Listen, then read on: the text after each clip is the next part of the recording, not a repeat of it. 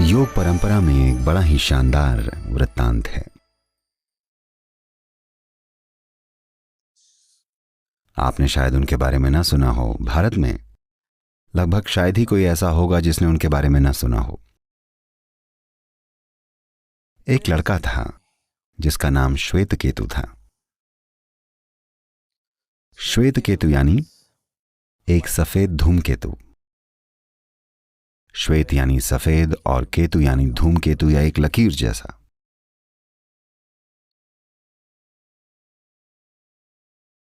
इसकी विस्तार में एक पूरी कहानी है, मैं अभी उसमें नहीं जाऊंगा।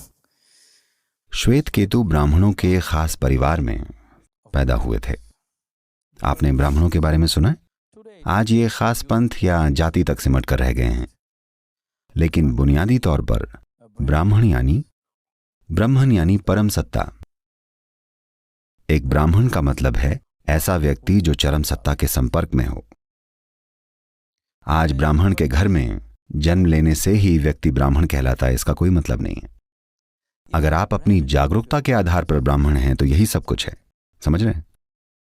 तो ये ब्राह्मणों का एक ऐसा परिवार था जो केवल जन्म से ही नहीं बल्कि जो सचमुच ब्राह्मणों की तरह रहता था। ये लड़का जब 12 साल का हुआ तो उसे एक विशेष गुरु के पास भेजा गया पढ़ने के लिए। जानते हैं, भारत में जीवन के हर पहलू को, हर किस्म के विज्ञान को, जीवन विज्ञान को संभालने के लिए कई विस्तृत ग्रंथ हैं। आज जब मैं जीवन विज्ञान कहता हूं तो शायद जीव विज्ञान या कुछ और होता है, उस संदर्भ में नहीं। किसी व्यक्ति को जीने के लिए वाकई जिसकी जरूरत होती है उस किस्म के विज्ञान। तो श्वेत केतु गुरु के पास गए। 12 साल उसने पढ़ाई की। वो एक प्रतिभाशाली बालक था। उसने हर चीज समझ ली अच्छे से। सारे वेद, उपनिषद और ब्रह्मसूत्र। मैं जिन ग्रंथों की बात कर रहा हूं उसमें एक इंसान के बारे में कभी भी जो भी बात कही जा सकती थी, हर वो चीज जो किसी भी आदमी और उसके परे के बारे में कही जा सकती थी, वो इन ग्रंथों में कही जा चुकी है। इसीलिए वो इतने खतरनाक हैं। उसने हर चीज 12 साल की पढ़ाई में सीख ली। उस लड़के में प्रतिभा थी, उसने सब कुछ समझ लिया।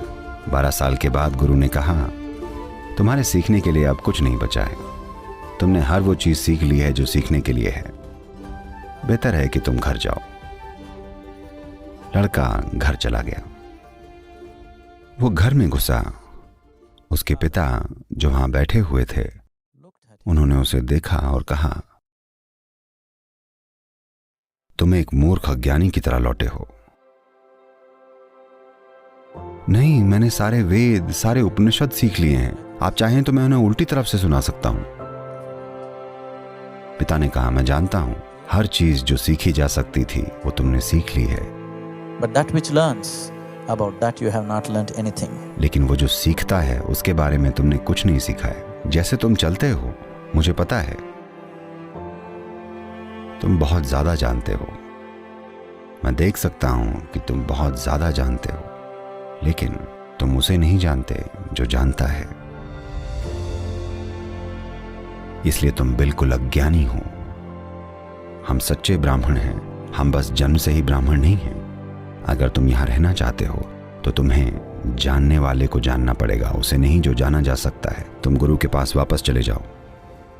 लड़का घर आया था। देखिए, वो पढ़ने के लिए 12 साल बाहर रहा। वो ग्रेजुएट होकर घर आ रहा है। आपको उसके लिए पार्टी रखनी चाहिए थी,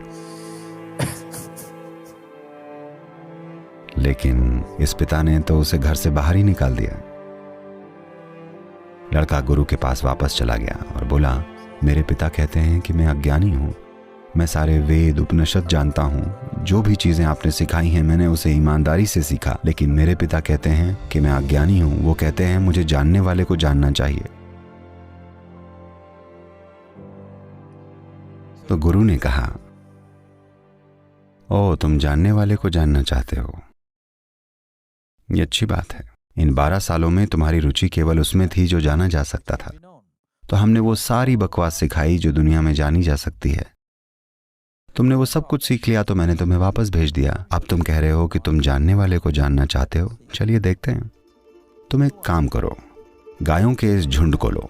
आश्रम में उनके पास गायें थी। गायों के इस झुंड को लो और जंगल में चले जाओ। वहां 400 मवेशी थे। गुरु ने कहा, इन्हें लेकर जंगल में चले जाओ, बस उनके साथ रहो। जब वो 1000 हो जाएं, तब तुम वापस आ जाना। आपको पता है कि 400 को 1000 बनने में कितना समय लगने वाला है? चाहे जितना भी समय लगे, जब वो 1000 हो जाएं, तुम वापस आ जाना। श्वेत केतु को इस पर यकीन ही नहीं हुआ। वो पढ़ाई की पूरी प्रक्रिया को पूरा कर चुका था। ये ऐसा है जैसे आप यूनिवर्सिटी जाएं, 20 साल तक पढ़ाई करें, PhD की डिग्री हासिल करें और फिर वो कहें कि अब तुम्हें चरवाहा बनना है। आपको बस जानवरों को घास चरानी है। वो चला गया। शुरुआत में मन में उथल पुथल थी, संघर्ष था कि ये सब क्या है। सबने मुझे नकार दिया और मेरे गुरु ने मुझे ये दिया है, और कितनी ही बातें। कुछ हफ्ते और महीने तक दिमाग भागता रहा। देखिए, मन को लगातार चलते रहने के लिए आपको इनपुट की जरूरत होती है ना? बिना ईंधन के वो नहीं चल सकता। आप लगातार उसे इनपुट दे रहे हैं ना? तो वो बस जंगल में चला गया। साथ में केवल गायें थीं। धीरे धीरे वो भूल गया कि आश्रम में, घर में क्या हो रहा है। ये वेद, ये उपनिषद, ये ज्ञान केवल तभी शक्तिशाली होता है जब आपके पास कोई सुनने वाला हो। ठीक है? सारा ज्ञान केवल तभी शक्तिशाली होता है जब उसे दिखाने के लिए कोई व्यक्ति मौजूद हो, वरना ऐसा ही है ना? गायों के साथ गायें आपके वेदों को नहीं सुनेंगी। They will just go chomp, chomp, chomp, वो chomp. बस चौंप चौंप चौंप चौंप करेंगी, है ना? तो धीरे धीरे ये चौंप चौंप चौंप बस उसके अंदर घर कर गया। धीरे धीरे उसके वेद, उसके उपनिषद, इन 12 सालों तक सीखे हुए ग्रंथ, वो धीरे धीरे समय के साथ बिखर गए। समय के साथ वो बस गायों जैसा हो गया। जब उसे भूख लगती वो खा लेता, नहीं तो बस वहीं बैठा रहता। लोग कहते हैं कि उसकी आंखों का आकार बदल गया। वो गायों जैसी दिखने लगी। वो काफी कुछ गायों जैसा हो गया, लेकिन एक सच्ची उपस्थिति थी। अब वो अपने मन का गुलाम नहीं था। जब वो बैठता तो वो बस बैठा रहता। अगर वो गायों के साथ होता तो एक गाय होता। अगर वो पेड़ को छूता तो वो एक पेड़ होता। अगर वो मिट्टी में बैठता तो बस मिट्टी बन जाता। वो बस एक संपूर्ण उपस्थिति बन गया था, क्योंकि मन के अंदर जाने को कुछ था ही नहीं। कुछ नहीं, इसे जारी रखने के लिए कुछ भी नहीं था। बस बैठे रहना। फिर वो भाषा भूल गया, फिर वो गिनती भूल गया। अब उसे नहीं पता था कि वो 1000 हैं या 10,000 हैं। वो बस उपस्थित था। फिर एक दिन गाय उसके पास आई और बोली, हम 1000 हो गए हैं, चलो गुरु के पास वापस चलें। तो बस गायों के साथ आश्रम वापस चला गया। वो बस अंदर आया, सारी गायें आश्रम के अंदर आकर खड़ी हो गईं। वो भी खड़ा रहा। आश्रम बहुत बड़ा हो गया था। शिष्यों की संख्या कई गुना बढ़ गई थी। वो बस गायों के साथ खड़ा रहा। सारे शिष्य उत्साह से भरकर वहां आए और बोले, श्वेत केतु वापस आ गया है, चलो गायों को गिनते हैं, शायद उसके पास 1000 न हो, चलो देखें।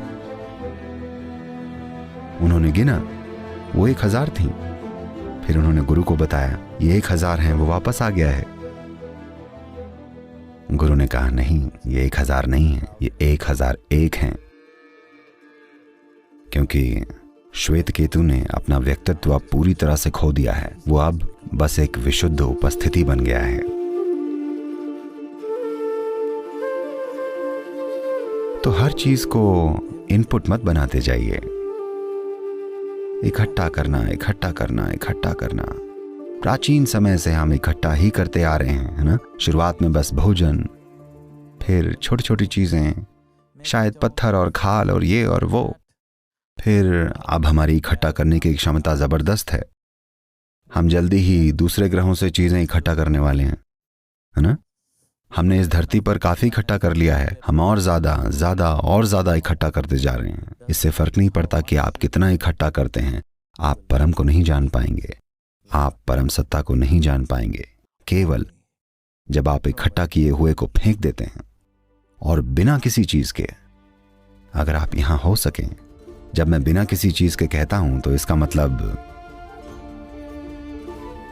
किसी चीज से छुटकारा पाना नहीं है। इसका मतलब है कि ज्ञान के रूप में आपने जो कुछ भी छाप इकट्ठा की है और भी दूसरी चीजों के रूप में जो कुछ भी आपके अंदर गया है, अगर उसे दूर रख दिया जाए, तब आप देखेंगे कि जो सब कुछ जानता है, जो जानने का आधार है, वो एक विशाल तरीके से उपस्थित हो जाता है। विशाल एक गलत शब्द है क्योंकि वो संपूर्ण और असीम बन जाता है।